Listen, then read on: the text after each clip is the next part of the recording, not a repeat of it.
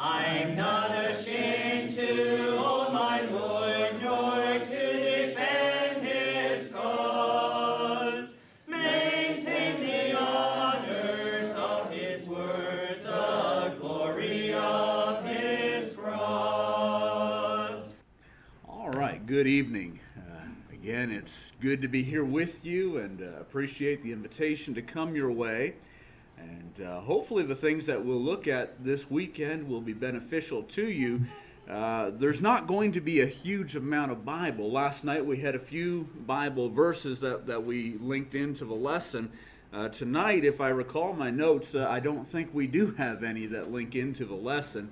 Of course, primarily what we're looking at is science. And tonight our focus will be in biology, and in particular zoology. We're going to be looking at animals this evening.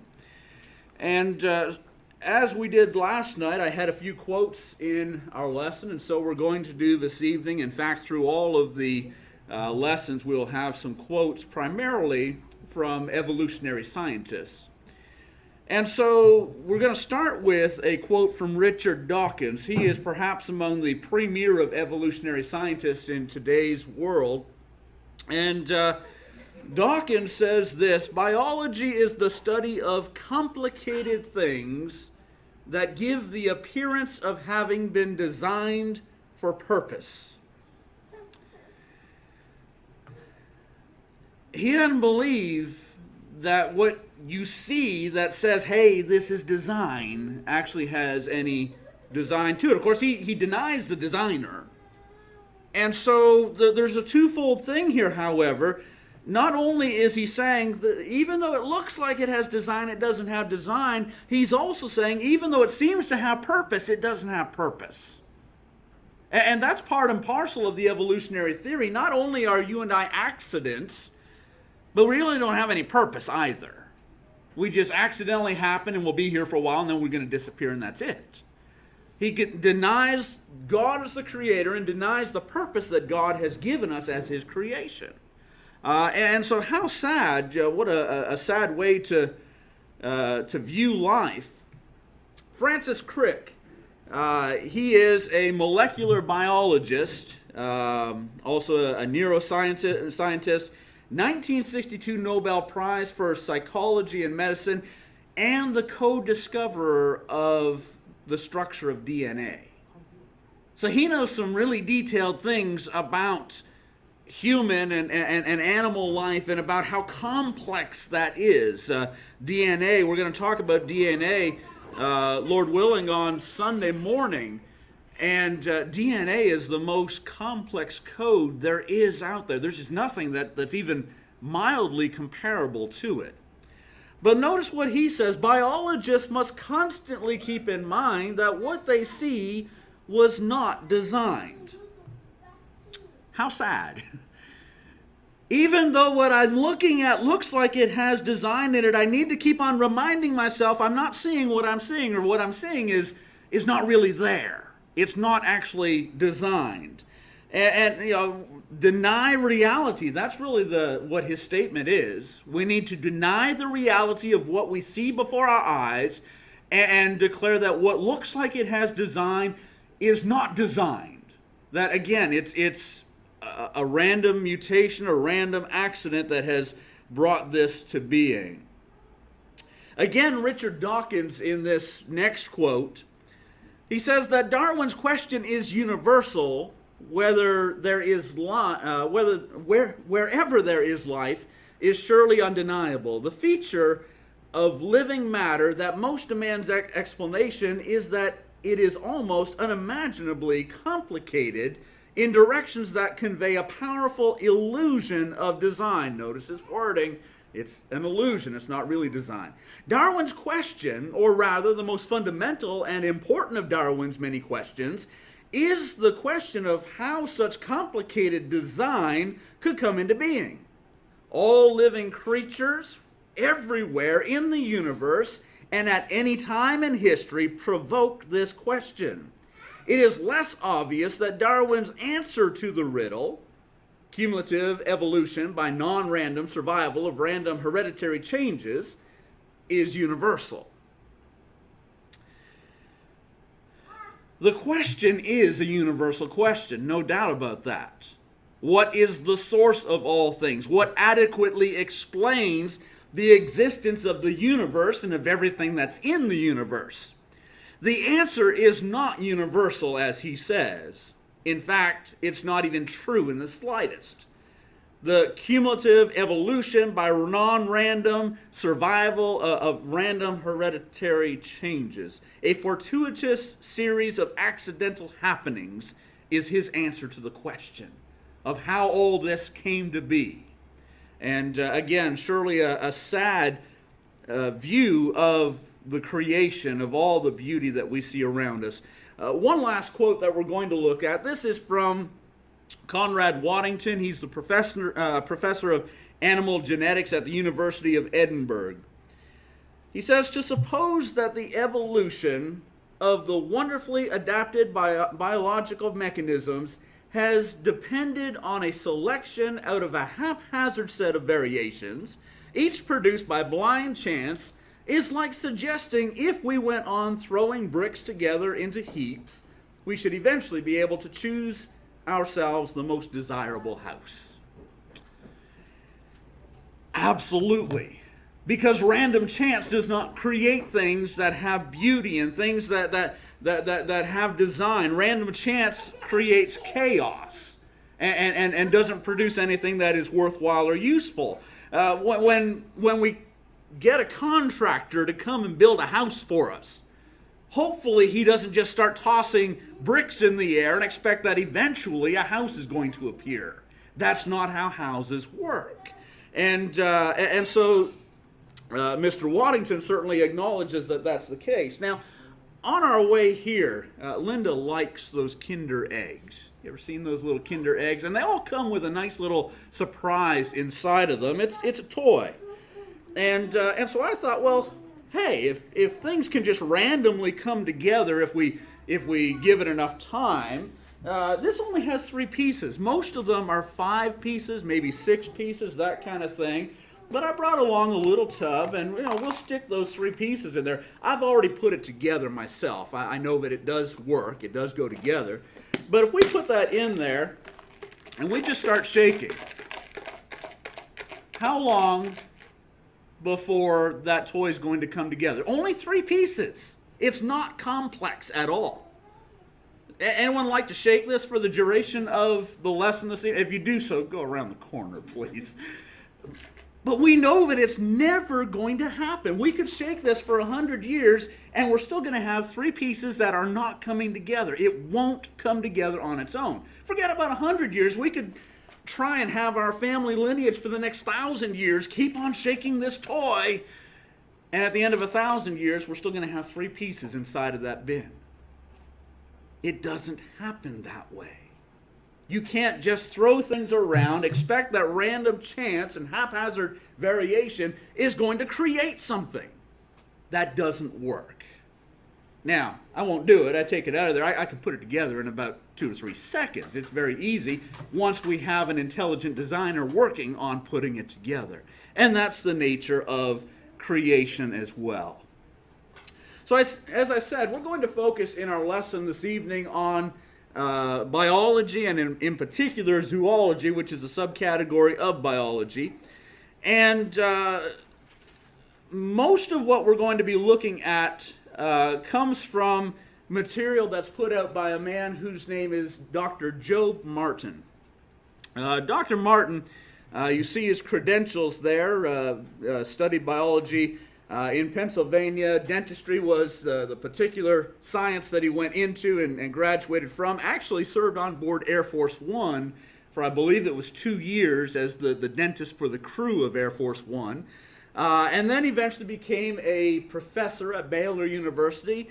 And it was when he was at Baylor University, his students started challenging him. He was an evolutionary biologist. He believed in the theory of evolution, that's how everything came into being.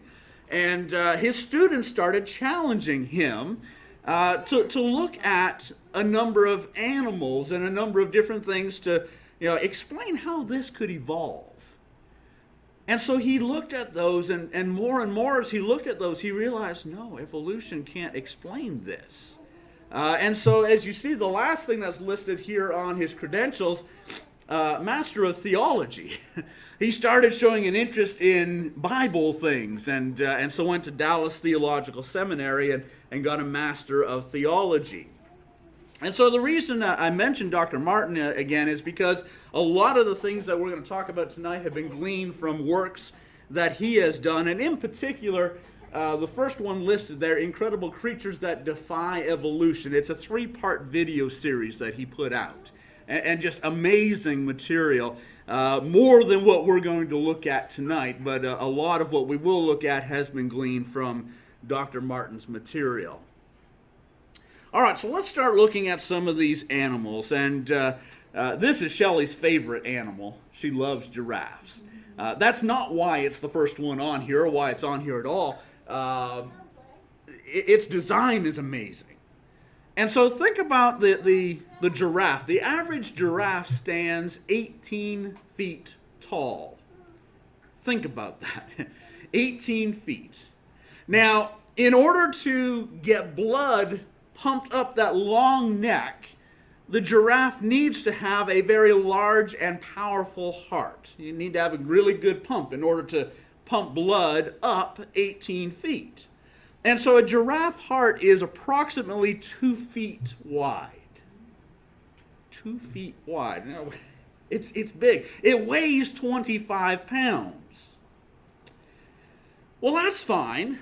When the giraffe is standing up and walking around and so forth, here's his heart pumping away, and the blood gets up his neck just fine, and he's able to function. And then he wants to have a drink.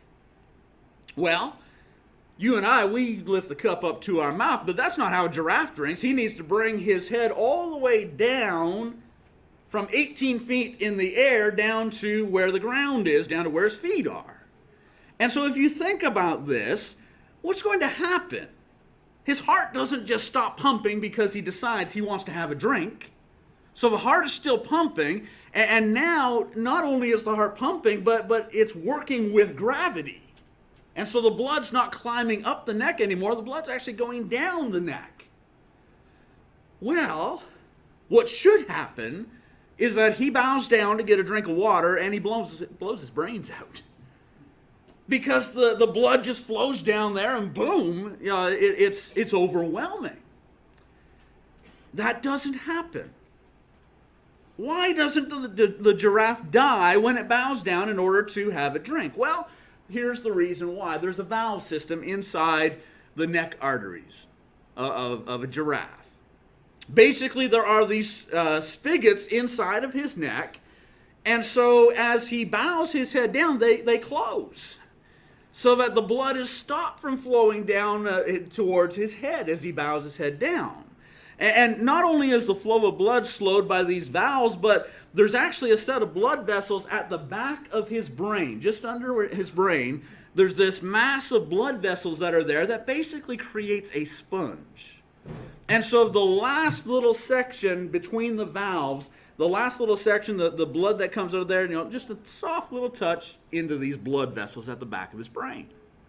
And so he's able to bow down and take his drink of water. Well, that's great. Maybe he, out of the corner of his eye, sees a lion over there. Got to get up. Got to get out of here. And so he raises his head up very quickly. You've done that, right? You ever get up real fast? You get this sort of dizzy feeling, right? Imagine instead of getting up, and you're only getting up 5.5 feet or 6 feet, you're getting up 18 feet. What should happen, because the flow of blood is not going to his head the way that it was before, is that he should pass out. And then he'd be lion food. That's not what takes place. What does happen is that when he gets up, there's another valve system in the return veins through his neck. And so they close so that blood doesn't flow out of his head very quickly. The other valve system is opening up, and it's going to allow the blood flow to come in, and that's great, but he's not without blood in his brain when he's getting up. And in fact, remember we talked about the sponge at the back of his brain. There's still oxygen in that blood. It's not been used yet. And so that's the next blood that comes up into his brain. He has oxygen and he's able to think and to react and so forth. And so he's fine. There's no way to evolve that. It's either there and working, or giraffes don't exist. If they don't have this, the first time that they bowed down in order to have a drink, they died. It's hard for dead animals to evolve. And so it either had to be there, all there, working together, or there are no giraffes. Evolution just simply can't explain how this valve system inside the giraffe's neck got to be there. Only creation can. God made it that way. God understood the giraffe needed this. He created the beauty of the giraffe, and then he gave him a means whereby he'd be able to get himself a drink of water and survive such an event as drinking water. This is, of course, a woodpecker. You go walking in the local conservation area and you're likely to hear that rap on a tree out there, right? That's him busy at work. He's nature's jackhammer, if you will. He's pounding holes into those trees. And there's a number of things about the woodpecker that makes him unique and able to do that. Not all birds are able to go ahead and pound holes into trees. The woodpecker is exclusive in this ability. And so, of course, as we might expect, the beak is a little bit different on a woodpecker than on other birds. The beak is a lot stronger. It's certainly made for this heavy-duty pecking. But researchers at the Mississippi State University, they have discovered that the woodpecker's beak actually has 3 layers to it. Got 3 layers inside of that beak. So there's the outer layer. The outer layer, like most birds, has this scaled pattern. If you're looking up close to it, you'd see this scaled pattern. But yet it's different than other birds because on the woodpecker, this scaled pattern has elongated zigzag pattern, not a straight pattern. And what that does is it gives it a little bit more flexibility in order to slide around over and above the layers. And so it serves as a shock absorber. He goes ahead and pounds in there, and his beak is designed so that it can take that shock and not break off. Now the inner layer, of course, is bone mixed with collagen fibers, but then the middle layer of the woodpecker's beak is made of porous bone. It's sort of like a foam. He has foam inside of his beak. Again, most birds don't have this. The woodpecker has foam inside of his beak. And so again, now what this foam does is it allows the energy from the impact with the tree to be evenly distributed and dissipated each time that he pounds his beak into that tree. So not only is the beak unique, but his toes are unique. They have different feet here. Other birds have 3 toes to the front, 1 to the back. Woodpeckers do not. They have 2 to the front and 2 to the back. Well, why would they have that? Well, it maximizes their ability to move around on the tree whichever they want to, whether going up or down, side to side. It gives them more stability to cling on. The 3-1 does not give that much stability, especially when you're pounding holes into a tree. And so this 2 and 2 gives him more stability so that he can stay in place on the tree. But not only that, his tail feathers are different. So the tail feathers on a woodpecker are a lot stronger than the tail feathers on other birds. In fact, they are so strong that with the tail feathers and his feet, he's able to create basically a tripod. That's what he's doing. And so when he pounds, his feathers are actually touching the tree, but it's not bending every time that he does it. It's solid so that he has this tripod, which makes him nice and firm on the tree. You know, without the tail feathers holding him there, he'd hit the tree with his beak and then his whole body would go back when he did it. The tail feathers hold him in place. His skull. his skull structure is unique as well.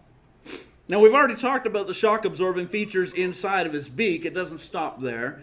There is a cartilage between the beak and the skull that acts as a shock absorber as well. This is not something that birds typically have. But the woodpecker has it because he needs it in order to be pecking at the trees the way that he does. Now, if other birds were to try pounding on a tree with their beaks, like the woodpecker does, first of all, they'd break their beaks, and they would suffer head trauma.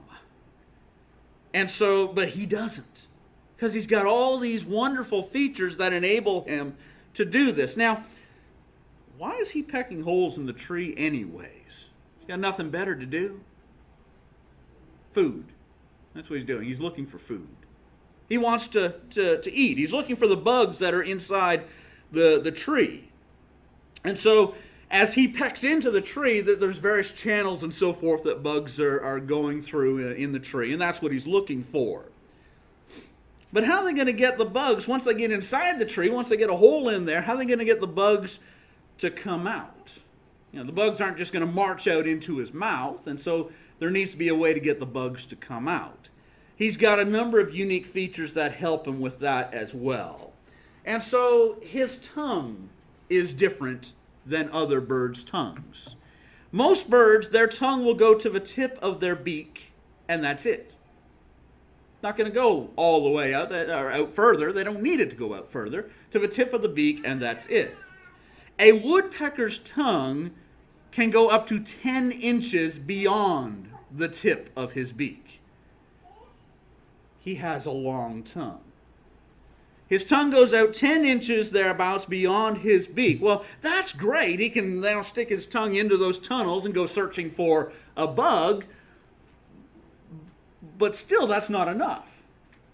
Because his tongue finds a bug and, he can poke at it. But that's not going to bring it back those 10 inches and bring it into his mouth. And so there's more here. The end of the woodpecker's tongue is barbed. And so what he can do is he can actually jam his tongue into the insect, and now he's able to drag it back out. Well, it might break off, right? The insect might not stay in that barbed area. So not only is it barbed, but he also has on the end of his tongue this glue-like substance that is secreted. And so it clings on to the bug, so that when he pulls it back through those channels inside of the tree, it stays there.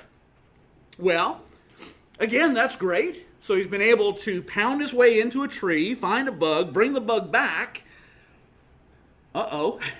It's stuck on the end of his tongue. And so he could end up swallowing his tongue. That's not good. He's going to die if he swallows his tongue. When his tongue comes back in, just inside his mouth, there are these glands that secrete a substance that actually dissolves the glue. And so now he's able to just go ahead and swallow the bug. That's a lot of work, a lot of things that have to happen for him to get a meal. And all of that is put in place so that he's able to do this. Now, did the woodpecker evolve all these attributes, or were they designed? If they didn't have this hardened beak with the porous foam inside, then the first time woodpeckers started pounding on trees, they were breaking their beaks and causing head trauma and dying. Dead creatures do not evolve. And so that doesn't work. Without the cartilage between the beak and the brain, again, brain damage, they're going to die. If the woodpecker had this strong beak, but didn't have the unique toes and the tail feathers, so what? He can pound real hard and his head goes flying back, because he doesn't have anything to hold him there. He needs the tripod in order to stay in place. Well, hammering holes is great, but it's sort of a futile activity if you don't have a way to get inside, and so he needed to have the tongue to begin with. It's not as though he started pounding holes and then he eventually figured out, I can't eat. And so he already had to have that there. And he already had to have the barbed end and the glue and the solvent. All of that had to be in place, or else woodpeckers could never have eaten, and they'd have died. And so evolution cannot explain what's going on with those woodpeckers that are out there. None of this could have just simply evolved over millions of years. It had to all be there and working and functioning in order for the woodpecker to survive.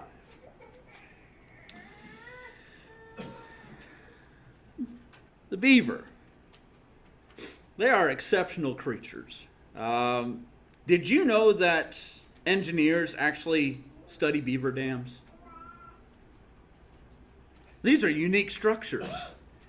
Beaver dams are solid structures, and yet, how many nails do they use to put that together?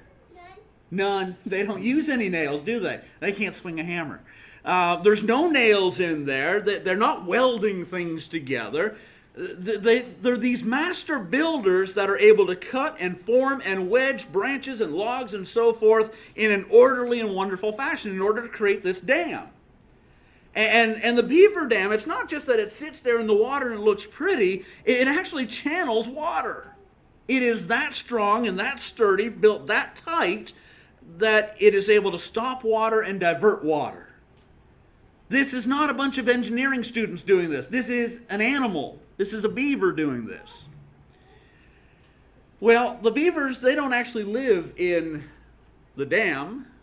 They build a lodge. They build themselves a house.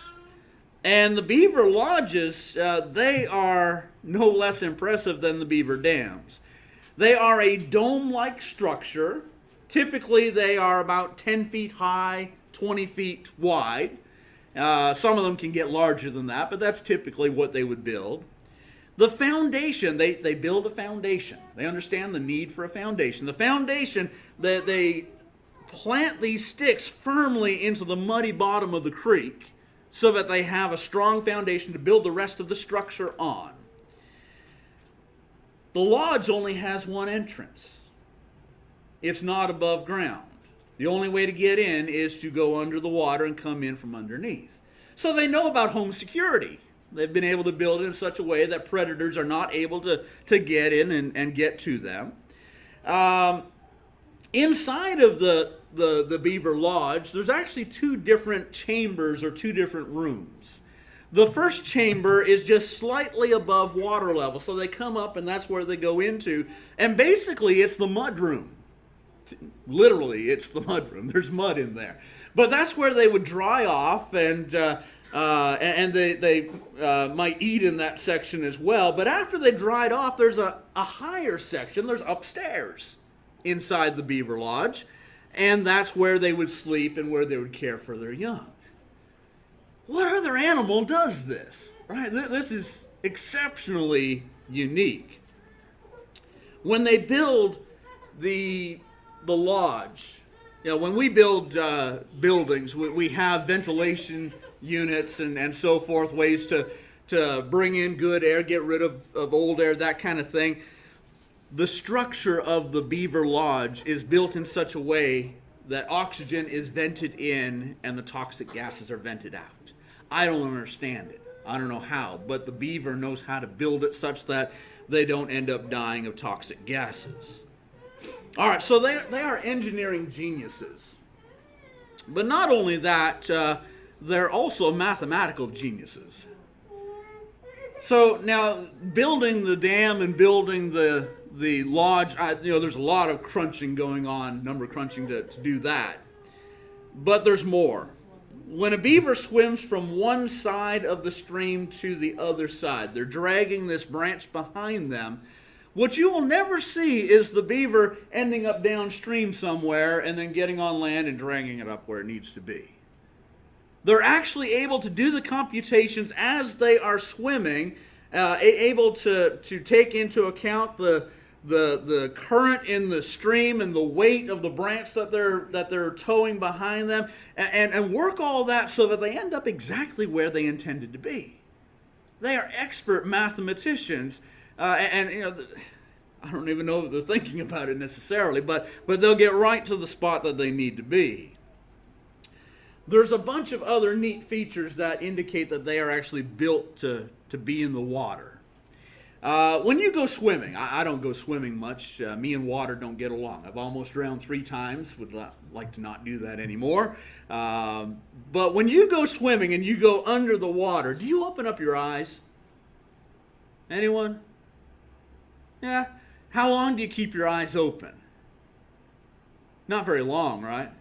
And when you get out, that's itchy, right? It hurts a little bit. That's why people put goggles on when they go underwater. Because you go underwater, first of all, your vision's not going to be all that great underwater. But then there's the water and the particulates, which cause the irritation and wash away the lubricants inside of our eyes, and they get itchy and irritated. He spends a lot of time underwater. Wouldn't you think that he might have some really irritated eyes because of all the time he spends underwater? Well, that's not an issue for him. Now, you've never seen a beaver wearing goggles, right? But they actually do. They have a second set of eyelids. And they have a transparent eyelid. That when they go under the water, the eyelid closes. And basically, it's a built-in set of goggles. Able to see clearly, water and particulates do not get into their eyes and do not cause any kind of irritation. They have transparent eyelids. All right, well, whenever the beaver goes underwater, he's actually got some valves that close. One of the things that keeps me from going underwater is every time I try it, water gets up in my nose, and that's just no good. He has a valve inside of his nose that automatically closes when he goes underwater.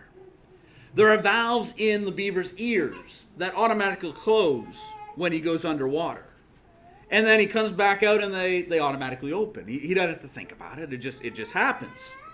And then there's another set of flaps. Now remember, when he's building these structures under the water, he may be down there and have to reshape a log in order to get it to fit into place properly, which means he needs to either bring it back up to the surface, or what would be much more convenient is to be able to work on it while he's down there.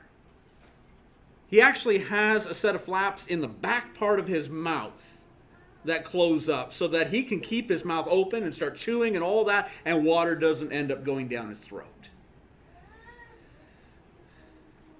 All those wonderful features enable beavers to do what beavers do. And so not only these engineering and mathematical marvels that they are, which that's highly impressive, but all these other features, without those, beavers could not do those kinds of things. They'd end up drowning before they'd ever be able to finish a lodge or a dam. Just amazing design that we see in the beaver. All right, well, let's talk about the bear. One of the activities that bears are best known for is hibernation.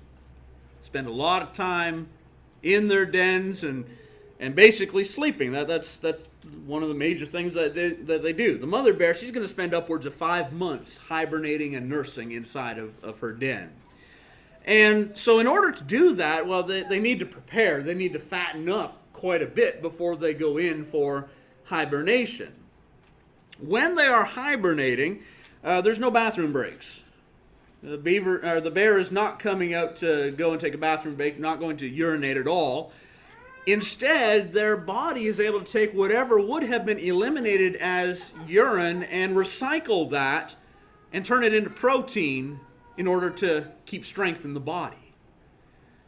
Now, through this hibernation period and the subsequent nursing period as well, the mother bear doesn't go out of the den in order to have a drink either. She stays in the den. That's where she's going to be. All that fat that she accumulated before she went in. What ends up happening is that fat is converted to water and keeps her hydrated. Now, 5 months. Ever been under bed rest for any length of time? Bed rest is no fun, right? And one of the big problems with bed rest is the longer that you're there, your body is going to weaken. Your muscles are just not going to be able to have the range of motion that they once had, and not going to have the strength that they once had. In fact, a human being under bed rest for 5 months would lose approximately 90% of their muscle strength. Can you imagine that? You're not going to be able to stand up.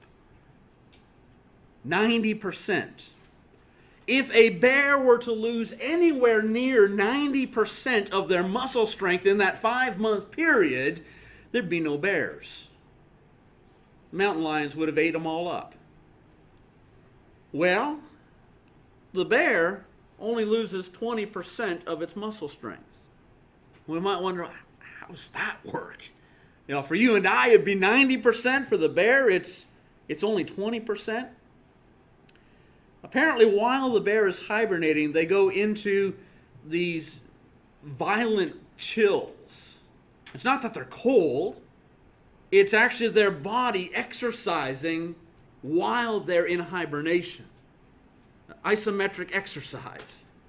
And so the end result is that when they come out, they've only lost 20% of their strength, and a bear at 80% is still going to fare exceptionally well against a mountain lion who wants to come up against it. And so, again, this is not something that could have evolved. In the time it would have taken for that to evolve, all the bears were killed by the mountain lions. They either had that ability and it was ongoing, or they just simply could not have been. This is the Pacific golden plover. It's a migratory bird. Evolution, their explanation of migrating birds is basically this, that when they began, they would go from one region to a slightly distant place, not very long distances because of varying temperatures and that kind of thing. And then over time, the distances gradually grew longer and longer, and that's why we have the kind of migration that birds do today. That doesn't work for the Pacific golden plover. They migrate from Alaska to Hawaii. Now, maybe I should have brought a map and stuck a map up on there, but how much land is there between Alaska and Hawaii? There's none. And so, again, remember, evolution's explanation of migration is that birds began in one region and due to varying temperatures, moved slight distances, which gradually grew to longer distances over time. There's no slight distance between Alaska and Hawaii. That doesn't work. Let's add another wrench into the conversation with the Pacific golden plover, because this bird, much like me, cannot swim. Think about that. Flying from Alaska to Hawaii, everything they see is water, and they cannot swim. There are no stops. There's no breaks for this bird. The flight for the plover is 88 hours. They fly for 88 hours. In order to prepare for that, they understand they need to build up their fat stores in order to burn the energy on the flight. And so what has been discovered is that they will build up 70 grams of fat over and above their normal weight. That's the fuel for the journey. 70 grams. 70 grams is not enough. The metabolic rate of a Pacific golden plover in normal flight is approximately 1 gram per hour. That'll get them 70 hours in an 88-hour flight. So they're 18 hours shy and 800 kilometers shy of getting to Hawaii. No stop along the way to refuel. So how do they make this seemingly impossible journey? Well, much like geese, they've learned to fly in formation. And so when they fly in formation, of course, they're conserving a lot of energy. The end result is they get to Hawaii, if it was a non-eventful trip, with 6.5 grams of excess fat.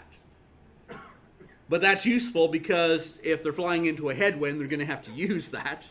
Or if they run into some other kind of weather issues, they're going to have to use that. All right, parents, have you ever gone on vacation or on a trip somewhere and left the young ones at home expecting them to come on when they're ready to come? That's what the Pacific golden plover does. After their young have hatched and before they're ready to make this journey, the parents leave. They've eaten up their 70 grams of fat and they're ready to go, and so off they go. The young ones need to grow. They're not ready to make that kind of flight yet, and so they continue to grow, and eventually they get big enough and they eat their 70 grams of fat, and then they go and they make their journey. How do they know where to go? How do they know how much to eat? How do they know that they need to fly in formation? There's a whole bunch of really unique questions that come up with this. The Pacific golden plover just simply does not fit the evolutionary explanation of migration. But there are just some innate features about their journey which are not the result of trial and error. There's nothing random about this. Either they're equipped from start to finish and know what they're doing, or they all died somewhere in the Pacific Ocean. And yet they don't do that. The whale. Whales are the largest of the mammals on the earth, quite likely the largest of all creatures on earth. The blue whale can be up to 100 feet long and weigh upwards of 440,000 pounds. So that's the length of 3 school buses back to back, or 17 men laying down head to toe. And the weight, that's the weight of approximately 35 bull elephants or 5 Boeing 737s. They're big, massive. Again, they're mammals, they're not fish. They are warm-blooded, they breathe air, they have hair, they feed babies from mammary glands, and yet they spend their entire lifetime in the water. Now, what the evolutionists will tell us about the whale is that, well, it's an evolved land mammal. And so it was on the land, and then over time it went off into the ocean and lost its legs and gained fins and so forth. And oddly enough, we're told that mammals evolved from sea creatures. And so, could it be that sea creatures were sea creatures already and they remain sea creatures, and that mammals were mammals already and they remain mammals, and that whales were whales already and that they remained whales, instead of, it came up out of the water and then it decided afterward that it wanted to go back down into the water. That's where evolution leads us, if that's the course that we're going to follow. It's confusing. God's way is a lot easier. All right, well, without getting too technical, let me talk about hydrostatic pressure with you for a moment. You've experienced it. If you've ever flown or if you've drove in the mountains, you understand, or at least have experienced, hydrostatic pressure. And so as you rise higher, you experience a lower pressure. And your ears, of course, were from that higher pressure zone that you were in. And so you need to yawn, or you need to suck on a candy or something like that, and it pops your ears. And so it brings your ears in sync with the new pressure that your body is now in. And the opposite happens when the plane is descending or when we're coming down the mountain. And it's also true when we go underwater. And so the further down one goes, the greater the hydrostatic pressure becomes. And which, of course, is an issue for scuba divers and free divers. They need to be very much aware of this, as there's all kinds of issues and troubles that could come along because of it. Well, coming back to the whale, the sperm whale dives approximately 550 feet per minute. If it goes on a downward dive, that's approximately the distance it'll cover in a minute. Let's assume a 70-foot sperm whale. in a deep dive, at any given time, that whale is actually in 5 different hydrostatic pressure zones at the same time. That shouldn't be able to happen. That should wreak all kinds of havoc on the body. The circulatory system is such that the whale is able to have different amounts of pressure in different parts of its body. It's able to compensate then for the external pressure that's on it. They can even close off parts of the circulatory system if they need to entirely for times. A deep dive can have negative effects on gas-filled spaces in the body. So the middle ear cavity, sinuses, the lungs, those kinds of things. And even a small pressure differential can cause damage to the surrounding tissue. And so the sperm whale has a collection of blood vessels in the ear and in the sinus cavity that expand when it's going through this diving process and just fill up those cavities. So there's no space anymore. Not only that, the sperm whale's lungs, as they dive, their lungs collapse. And that doesn't sound like a good thing, right? Lungs collapsing is not a good thing. It takes away the pressure differential for those gas-filled areas in the body. But hang on, the lungs can't serve as the source of oxygen anymore. And so what's the whale to do? It's not a problem. Sperm whale depends on large amounts of oxygen that's stored in its blood. The relative blood volume of a whale is between 3 and 4 times that of a land mammal. Not just the blood volume, but the relative blood volume of a whale. They got a whole lot more blood per square inch of their body than you and I have. Which means that they're able to store more oxygen in that blood. And so they're able to go on these deep dives, and even for lengthy periods of time, they're able to do so. Well, let's come back to the fact that they're mammals. So that means that they breathe oxygen into their lungs. So they've got a blowhole up top. They don't have a nose like you and I have. They've got a blowhole. But they use it very much like we would use our nose. And so they're able to take in a lot of air and store that oxygen in their blood, as we said. In fact, they can dive as deep as 6,000 feet, and they can be down there anywhere from 20 minutes to 2 hours. So they're quite adept at doing this. And while they're down there, of course, what are they doing down there? They're feeding. They dive down there in order to eat.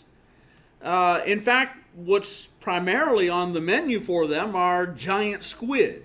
And they're going to find them way down on these deep dives. Some of them eat squid as long as 70 feet long, apparently. These are huge squid. Well, how do you eat? You got to open your mouth. With a fork? Is that what you said? They don't eat with a fork. You got to open your mouth to eat. Well, what happens if you and I are underwater and we open our mouths? We drown. We take in all kinds of water, we end up drowning. And so the blowhole and the mouth are not attached. Our nose and our mouth are attached. The blowhole and their mouth is not attached. So they close up the blowhole after they make the dive, or before they make the dive. Don't want water in there. And then when they're down there, they can open their mouth all they want to. Doesn't matter how much water they're taking in, because it's not headed into their lungs. It's headed into their stomach, along with the fish or the squid that they're eating up.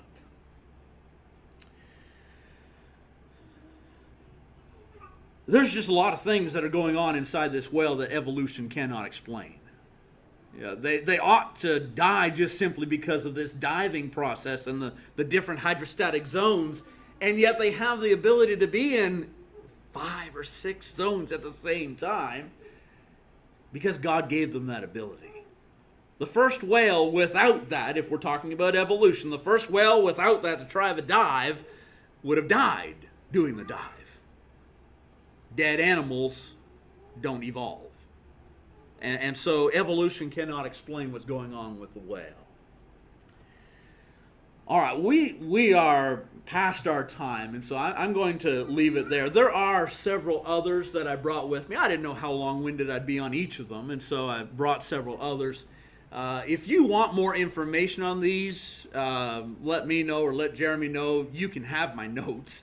There's more than what was in the handout, of course, sitting here in front of me. So, but there's the dragonfly and hummingbirds, all kinds of unique creatures.